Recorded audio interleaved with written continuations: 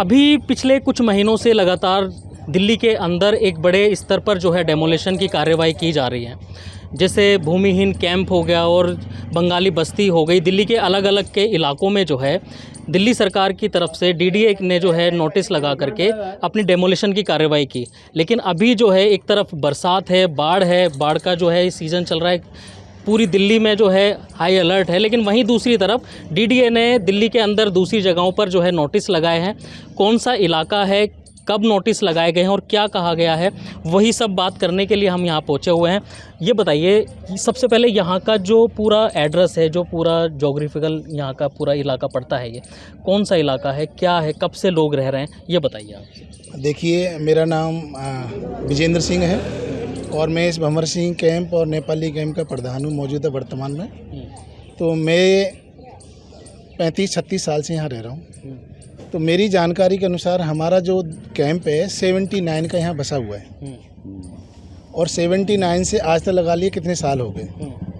लेकिन कुछ समय पहले 2017-2014 के आसपास हमारे पास में सामने वीआईपी कॉलोनी है, जो पैसे वाले लोग रहते हैं, और ये अब हमारी कॉलोनी है, कच्ची कॉलोनी है, जे कॉलोनी है।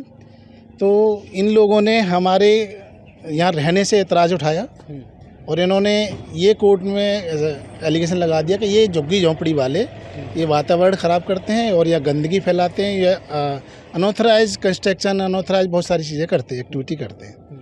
और इस चीज़ का हमारे कैंप के लोगों किसी को पता नहीं कि हमारे खिलाफ़ ये षड्यंत्र हो रहा है। कब से चल रहा है ये जो कंप्लेंट वगैरह इन्होंने लगाई है? देखिए, ये मैं आपको बता दूं, ये दिल्ली का वसंत विहार इलाका है, साउथ वेस्ट डिस्ट्रिक्ट आता है। तो यहाँ जो दूसरे जो आबादी है, कॉलोनी के जो लोग हैं यहाँ पर, उन्होंने कंप्लेंट की है यहाँ कैंप की। कब से जो कंप्लेंट लगाई हुई है, आपकी जानकारी में कब ये बात आई?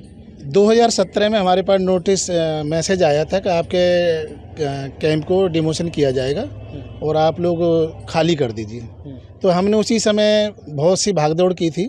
हमारे पूर्व प्रधान मुन्ना लाल जी थे उस टाइम, उन्होंने बहुत भागदौड़ की। तो हमें पता लगा कि हमारे को पता ही नहीं और हमारे ऊपर घरों को उजाड़ने का नोटिस लग गया। और हमने उसके पूरी तहकीकात गए तो उसमें देखा कि ऑर्डर भी हो चुका है हमारे छतों को गिराने का। उसके बावजूद हमारी डिपार्टमेंटों के साथ मीटिंग हुई, डीडीए के साथ भी हुई और दिल्ली पुलिस के साथ भी। दिल्ली पुलिस ने हमें कोऑपरेट किया, टाइम दिया, भाई आप जो कर सकते हो कर लिए, हमारे पे तो सरकार का आदेश है। तो डीडीए वालों से ही मीटिंग हुई। हमने उनसे कहा जी, आपने अगर हमारे नेपाली कैंप और भंवर सिंह कैंप को तोड़ने के लिए नोटिस लगाया, ये आप जीत गए। आपने पार्टी बनाई, वो सरकारी पार्टियां बनाई जो उनको कैंप से कोई लेना देना नहीं है। लेकिन आपने हमारे भंवर सिंह कैंप का कोई भी आदमी इस पार्टी नहीं बनाया है और कोर्ट ने आदेश कर दिया हमारे ऊपर। तो हम लोगों का क्या दोष है? अरे डिपार्टमेंट हारे हैं, डिपार्टमेंट जवाब दे रहे हैं, हम रह रहे हैं। कम से कम हम पार्टी होते, हमारा अपना पक्ष रखते, तब हम हारते तो हमें कोई दिक्कत नहीं। लेकिन हमें बिना बताए, बिना सोचे समझे हमारे को हटाने का आदेश कर दिया। उस टाइम हमने पार्टी बनने के बाद 2019 तक 18 तक हम तारीख किए। उसके बाद लॉकडाउन आया। लॉकडाउन में माहौल ऐसा हुआ कि हम पार्टी का तारीख का पता नहीं चल पाया, ना जा पाए। और उसके बाद जो है कोर्ट ने हमारे खिलाफ फिर दोबारा से केस जीत लिया। तो इन कोठी वालों ने 3-4 आदमी हैं यहाँ पे, हमारे हरदीप सिंह जी हैं, सोलल चटर्जी हैं और एक और गुप्ता जी का नाम नहीं जानता। तो इन्होंने किया। तो अभी फ़िलहाल दोबारा से 2024 में इन्होंने, हमें पता फिर भी नहीं चल पाया कि कंटेम्प्ट कोर्ट करके फिर दोबारा से हमारे को तोड़ने के आदेश करा दिए। अब आदेश करें तो अब ये नोटिस लगे हैं, नोटिस लगे हैं तब हड़कंप मचा है। भाई हमारे को तो मालूम नहीं। तो इसमें बहुत सारी दिक्कत हैं। 10,000 15,000 की पॉपुलेशन है और बच्चे हमारे पढ़ते हैं, बहुत सारी दिक्कत हैं। अब अचानक से नोटिस लगा दिया, 9 दिन के अंदर खाली कर दीजिए। कहाँ से खाली करेंगे? अभी आपने इस पे क्या कार्रवाई की, आपकी तरफ से क्या कहा जा रहा है? अभी तो जैसा कि हमने खबरों में देखा और सोशल मीडिया पर जिस तरीके से खबरें चल रही हैं, उसमें बताया गया कि जो अनऑथराइज जगहें हैं, जैसे दुकान हो गई, उन पे नोटिस लगे हैं, उनको हटाया जा रहा है। घरों को तो हटाने की उसमें जो है बात नहीं कही जा रही, क्या है पूरा? देखिए, डीडीए ने ड्यूसीबी डिपार्टमेंट है जिसने हमारे कैंप को नोटिफिकेशन किया है और डीडीए के द्वारा उसके सर्वे हो रही है, जो कि रिहेबिटेशन कहते हैं। हमारे को शिफ्ट करने की प्लानिंग चल रही है, वो अभी भी जारी है।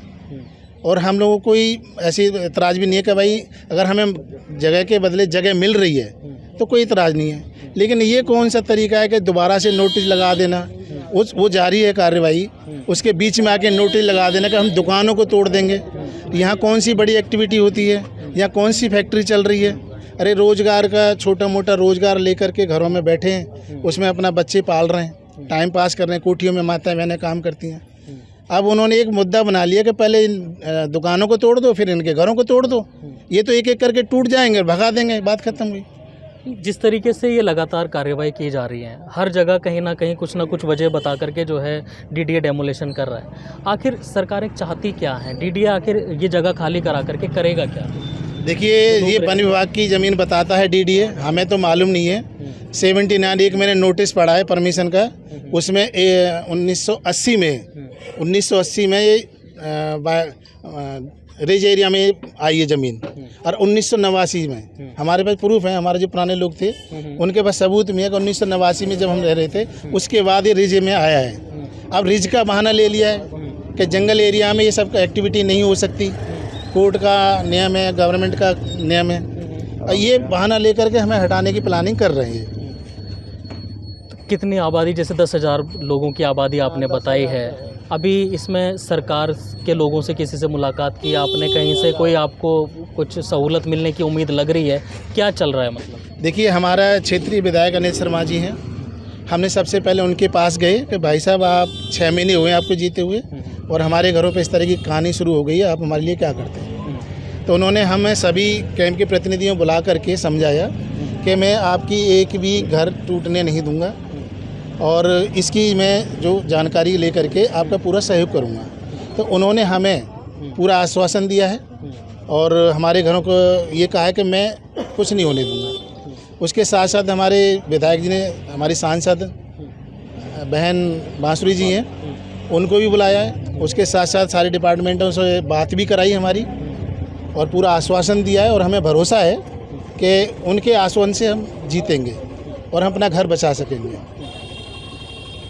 और कुछ अपील आप हमारे माध्यम से अगर करना चाहें, क्या है कुछ? जैसे कि बताया गया कि यहाँ जो दूसरे लोग हैं कॉलोनी वाले, उन्होंने जिस तरीके से आपके ऊपर एलिगेशन लगाए हैं, मुकदमा कोर्ट में किया, डीडीए को जो है पार्टी बना दी, आपको जानकारी भी नहीं दी, आप कुछ कहना चाह रहे हैं इस मामले पे? मैं कहना चाहूँगा, देखिए, ये तो फिल्मों में तो बहुत देखा था, लेकिन हकीकत में देख लिया कि अमीर लोग गरीबों को नहीं चाहते। ये यहाँ साबित होता है।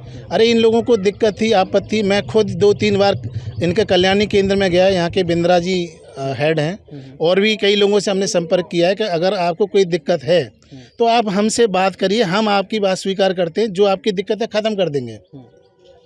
लेकिन उन्होंने कहा कोई बात नहीं की हमसे, ना हमें कोई नोटिस दिया, बस अपने अंदर अंदर कभी घूमने के बहाने आए, कभी किसी बहाने आए, कभी कोई फ़ोटो ले लिया, कभी कोई फ़ोटो ले लिया, और कोर्ट को गुमराह करते रहे कि यहाँ ये एक्टिविटी होती है, यहाँ सट्टा होता है, जुआ होता है, पता नहीं क्या क्या लिख रखा है इन्होंने। ये सब बेकार की बात है। ऑल दिल्ली की बात करता हूँ, भंवर सिंह कैंप जैसा साफ स्वच्छ कोई भी कैंप नहीं होगा, ये मेरी गारंटी है। लेकिन हम जानते हैं अब इनकी मानसिकता बड़े लोगों की क्या होती है, वो अपने घर के सामने गरीब को देखना नहीं चाहते। अगर देखना चाहते तो हमने ये भी नहीं है कि हमने बहुत से गरीब ऐसे हैं आज भी बसंत विहार में हमें सपोर्ट करने को तैयार हैं, लेकिन कुछ 3-4 आदमी है टोटल, ये चाहते हैं कि हम यहाँ से हट जाएं और इनको शुद्ध वातावरण चाहिए, यानी गरीबों को मार करके ये शुद्ध हवा लेना चाहते हैं।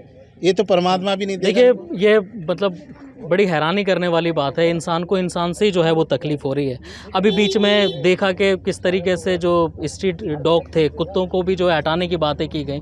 तो क्या इंसान और जानवर में जो है अब कोई फ़र्क नहीं है? बड़े लोग जो दूसरे कॉलोनियों के लोग हैं उन्होंने भी इसी मुद्दे को उठाया। तो ये जो मसला है, अब एक तरफ तो बरसात चल रही है, अगर डेमोलेशन होता है तो और क्या परेशानियाँ यहाँ पे आ जाएंगी आपके सामने? ये अगर बरसात का समय है और इस तरह डेमोलेशन होता है, पहले नंबर हमारे बच्चों का भविष्य खराब होगा। हमारे घर तो जाएंगे ही जाएंगे, बच्चों का भविष्य खराब होगा। और ऐसे मौसम में बीमारी का माहौल चल रहा है, अगर इससे वैसे ही मरना है तो हम क्यों ना सड़क पर आके मरेंगे। ये बिल्डोजर लेके आए, गाड़ी लेके, बंदूक लेके आए, हम रास्ता में बैठेंगे, अपने हक के लिए लड़ेंगे, ये हमारा अधिकार है, हम अपने जीने का अधिकार है। हम ये चाहते हैं कि मीडिया बंधु यहाँ पे ये है कि दिल्ली सरकार को न घेर करके जो 3 आदमियों ने पिटीशन डाली है हमें उठाने का, यहाँ से आर्डर कोर्ट से कराए हैं, उनसे संपर्क करें, उनसे बात करें, उनकी बातों को हम स्वीकार करें। हम गलत हैं, हम स्वीकार करेंगे, लेकिन उनकी जो दिक्कत है उनको हम दूर करेंगे। लेकिन हमें यहाँ रहने की इजाज़त दी जाए, हमें नहीं हटाया जाए। हमारे हज़ारों बच्चे ऐसे हैं जो अच्छे स्कूलों में पढ़ते हैं, उनका भविष्य अधर में चला जाएगा। हमारे कितने ऐसे माँ बाप हैं कि जिनके पास बच्चे भी नहीं है, वो यहाँ रहते हैं, वो उनको किसके घर में जाएंगे। कई लोग ऐसे भी हैं गांव से अपने खेत ज़मीन जायदाद बेच करके यहाँ घर बना लिए कि उन्हें रोज़गार मिल जाता है। और ज़्यादातर हमारे कैंप के लोग इन पैसे वालों के घर में ही काम करते हैं, जो भी देते हैं उसको ले करके अपने बच्चों को गुजारा करते हैं। देखिए, एक चीज़ और है, अभी जिस तरीके से एक बड़े स्तर पर डेमोलेशन किया गया और लोगों को, जो झुग्गी झोपड़ी वाले लोग थे, उनको दूसरी जगह शिफ्ट किया गया और वो अपनी जो है झुग्गियाँ टूटने के बाद, अपने इलाके टूटने के बाद वो इधर उधर इस जगहों पर चले गए। तो एक जो खबर निकल करके आई वो ये भी आई सामने कि घरों में काम करने वाले लोगों की, जो घरों में झाड़ू पोछा करती हैं या जो मेड होती हैं जो खाना वगैरह बनाती हैं, उनकी भी कमी जो है साउथ दिल्ली जैसे एरियो में देखने के लिए मिली। लेकिन अब एक सवाल यही है, जब इन जैसे इलाकों को तोड़ दिया जाएगा तो आखिर ये लोग जाएंगे कहाँ? फिर दूसरा सवाल यही कि इन लोगों से जब सरकार को कोई परेशानी नहीं है तो जो कॉलोनी के लोग हैं उनको ऐसी क्या दिक्कत, ऐसी समस्या आन पड़ी है कि वो इनके खिलाफ मुकदमा दर्ज कर रहे हैं, झूठी जो है कंप्लेंट दर्ज कर रहे हैं और मुकदमा डाल करके इनको पार्टी नहीं बना रहे। इनकी जानकारी में कोई ऐसी मतलब नॉलेज में कोई खबर भी नहीं है कि हमारे खिलाफ ये जो है मामला कोर्ट में चल रहा है। नोटिस जब घरों पर, यहाँ दुकानों पर लगते हैं तब इन लोगों की जानकारी में ये मामला आता है।